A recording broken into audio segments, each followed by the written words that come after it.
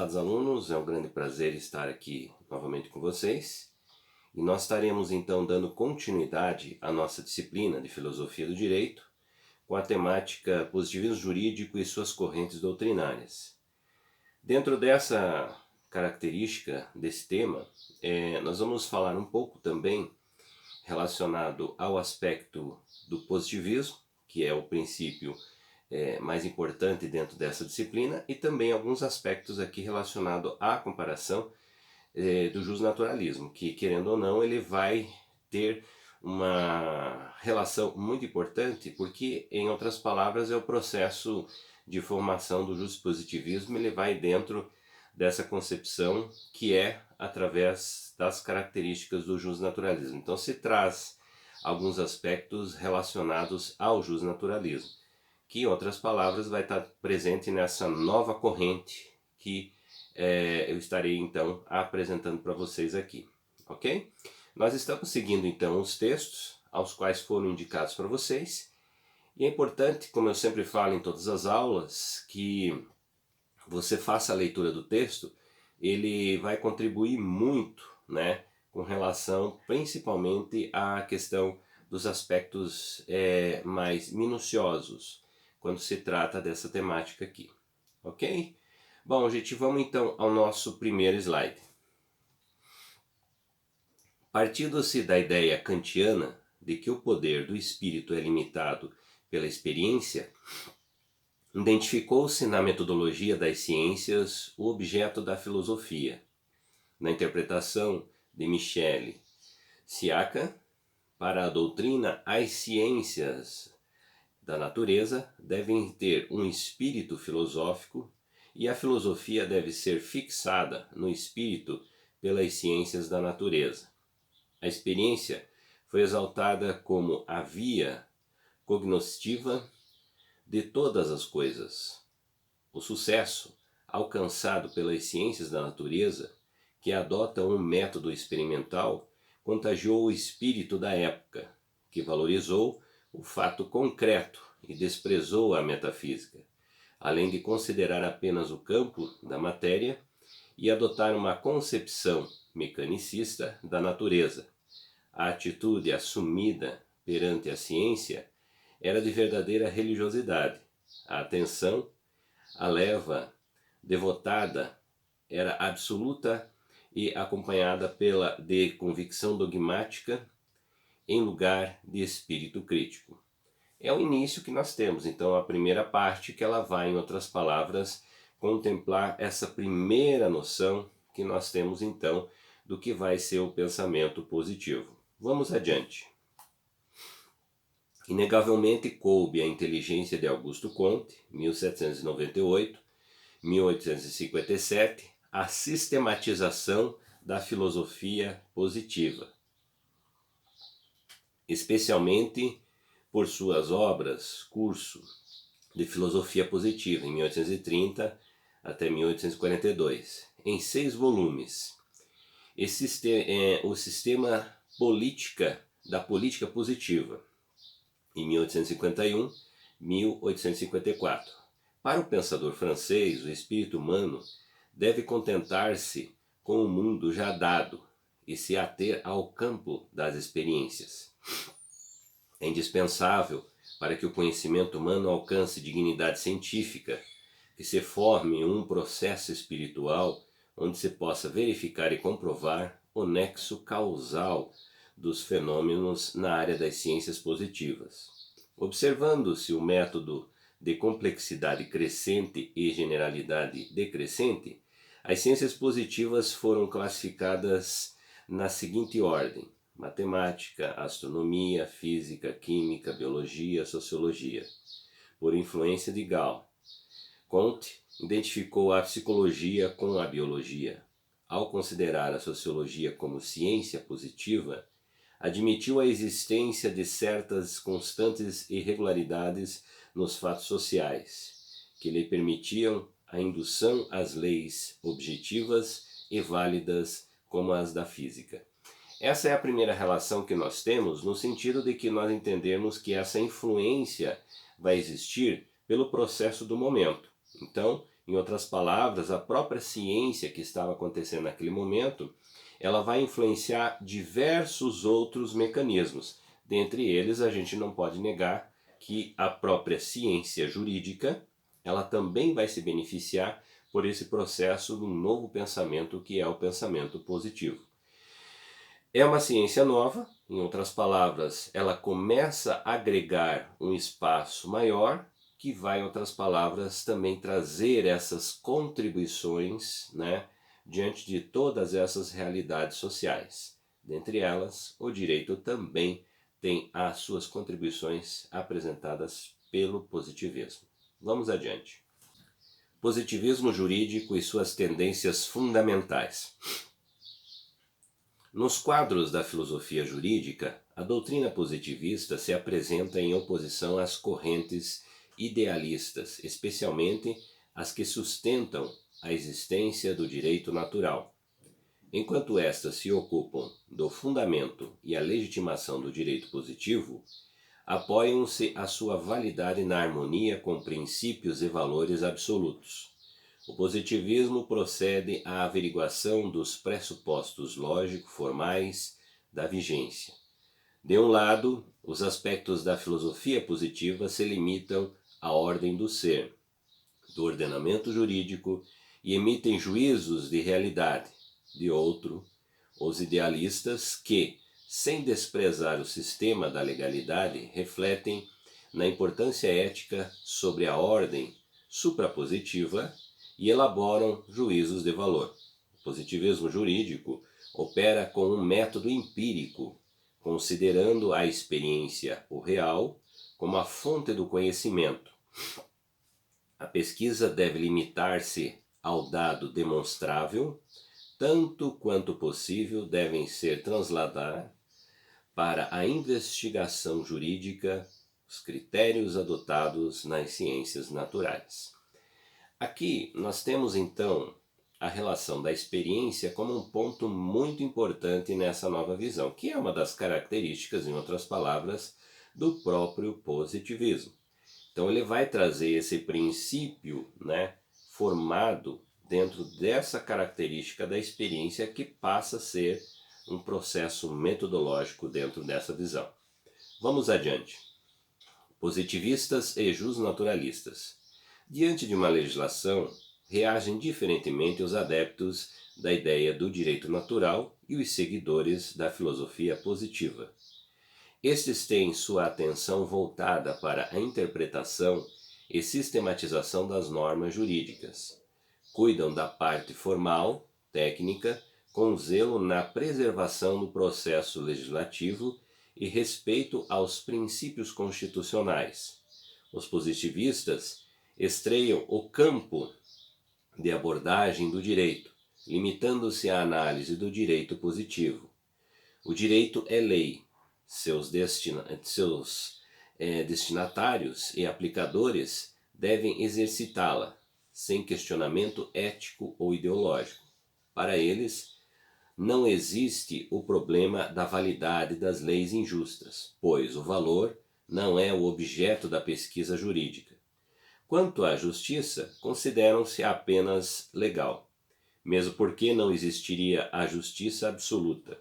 O ato de justiça consiste na aplicação das regras ao caso concreto. Diversamente, a linha moderada, que admite o recurso aos fatos empíricos em sua manifestação radical, os positivistas não aceitam a influência de elementos extra-legem na definição do direito objetivo, praticam o puro legalismo ou o comodismo. As diferenças, elas começam a se tornar cada vez mais claras devido a esse processo das características do direito natural com o direito positivista, né? Então, com esse positivismo que começa a surgir dentro dessa fase. Então, as classificações elas passam, em outras palavras, a trazer princípios diferenciados dentro dessa nova realidade apresentada aqui, né? Que é, em outras palavras, o reflexo do próprio avanço da ciência dentro desse período aí. Vamos adiante, nosso próximo slide. Escola dos Pandectistas. Semelhante à escola da exégese, surgiu na Alemanha também no século XIX a famosa escola Pandectistas, formada por juristas que se dedicavam à pesquisa das pandectas ou de gesto de Justiniano, visando a elaboração de normas positivas, conceitos, doutrinas que influenciaram o mundo jurídico, especialmente na área do direito civil, entre as noções desenvolvidas com alto poder de abstração. Orlando Gomes cita as do negócio jurídico e direito subjetivo. Para o jurista brasileiro, ao considerarem o direito apenas como sistematização dos conceitos, os pandexistas incidiram em um agnosticismo cultural, deixando de considerar importantes elementos que devem participar na formação do direito. Em sua função elaborativa, os pandexistas cultivavam a organização do sistema jurídico alemão, contribuindo com o seu esforço para a unidade do direito, do ensino jurídico e ainda da política nacional. A influência da pandexista não se limitou ao Estado alemão. Repercutiu em diversos países, notadamente na Europa meridional, Hungria e Grécia. No Brasil, influenciou a obra de Eduardo Spínola, de um dos mais ilustres civilistas do passado, Bernhard Wichner, Reinhard Borgen, Ernst Immanuel Becker, figuras entre os nomes mais representativos da escola. As influências elas vão acontecer em diversos países, né?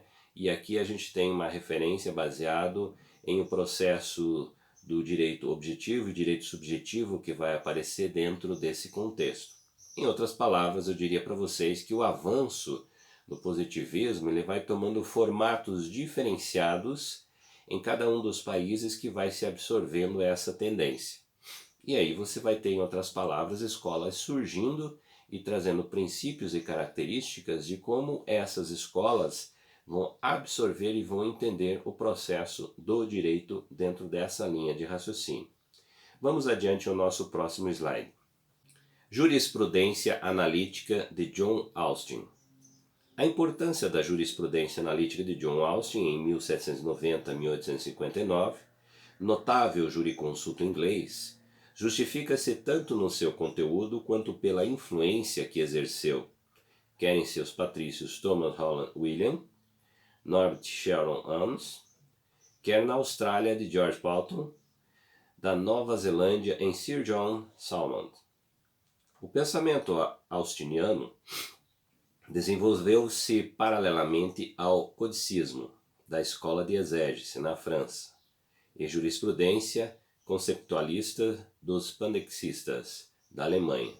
O direito foi concebido como reunião da norma que guiam o ser inteligente e impostas por outro ser inteligente superior, o soberano.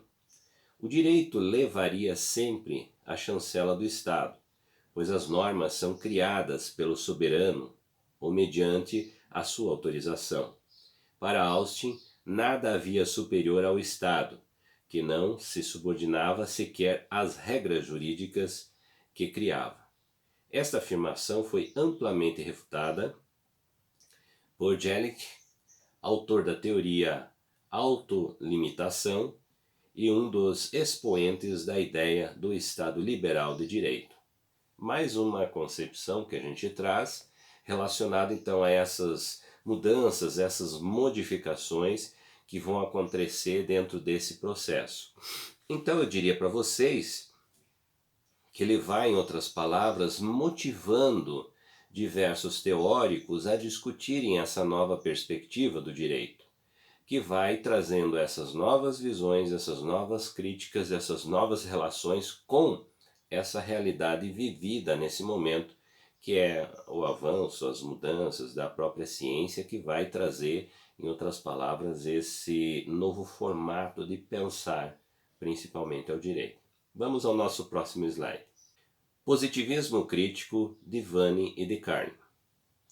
O denominado positivismo crítico surgiu no último quartel do século XIX e prolongou-se até o início da centúria seguinte.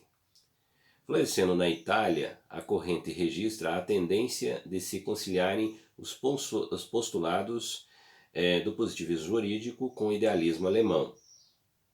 Procura preservar o direito como fenômeno existente no campo da existência com exigências de ordem ética. A expressão máxima da corrente é representada por Icílio Vane, antigo professor da escola da Universidade de Perusa. Entre suas obras destacam-se Lezioni di Filosofia Diritto, que foram taquigrafadas em suas aulas e publicadas um ano após o seu desaparecimento. Quando analisa os fundamentos da obrigatoriedade do direito e o problema da validade das leis injustas, Icílio Vane, de modo transparente, se identifica com a filosofia do positivismo crítico. Defendeu a tese de que o caráter obrigatório das normas se apoia na ordem jurídica pré-existente. A norma jurídica deve ser considerada como último elo de uma corrente cujos elos precedentes constituem a ordem jurídica existente em uma certa comunidade. Para o jurisfilósofo, a efetiva ordem jurídica se fundamenta na adequação das normas ao sentimento das ideias dominantes. Embora preconize obrigatoriamente das leis injustas, Vane reconheceu o significado dos valores para o direito. Realmente é sem dúvida uma exigência ética ter o direito com um conteúdo intrinsecamente justo. Aí é mais uma tendência, mais um teórico que nos traz essa perspectiva da relação e da importância também da concepção do próprio Estado, como sendo ele um ponto muito importante dentro dessa relação do princípio das normas, da sua aplicabilidade e da sua forma de existir dentro desse meio. Vamos ao nosso próximo slide. Teoria geral do direito.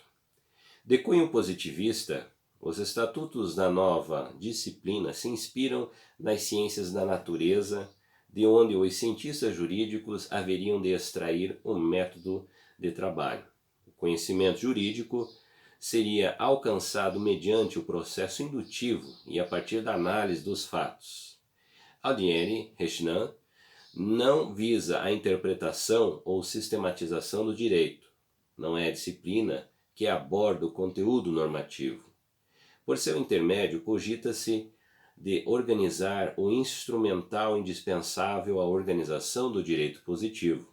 Reúne conceitos gerais e abstratos que apresentam generalidades e graus de abrangência, uma vez que podem referir-se tanto ao ramo quanto à árvore jurídica. Embora a doutrina apresente obras de matéria onde se analisa o problema ético, como a de Jean Dabin, não é próprio da teoria geral do direito a reflexão em torno do direito natural e de valores jurídicos, diferentemente da orientação proposta por Korkov, ao lado dos métodos históricos e empíricos realistas. A teoria geral do direito não cogita do especulativo idealista, restrita às noções universais, válida para qualquer ordenamento, investiga os conceitos jurídicos fundamentais, aqueles que estruturam o direito positivo. A importância da teoria geral do direito, a compreensão dos fenômenos jurídicos foi evidenciada por Norbert Bobbio, em prefácio da obra específica da matéria. Para o autor, a teoria geral do direito oferece os conceitos úteis à compreensão tanto do direito estabilizado quanto do que se acha em transformação, tanto do passado quanto do futuro. Norbert Bobbio é um grande teórico que traz para nós diversas análises e discussões sobre a questão da própria teoria geral do direito.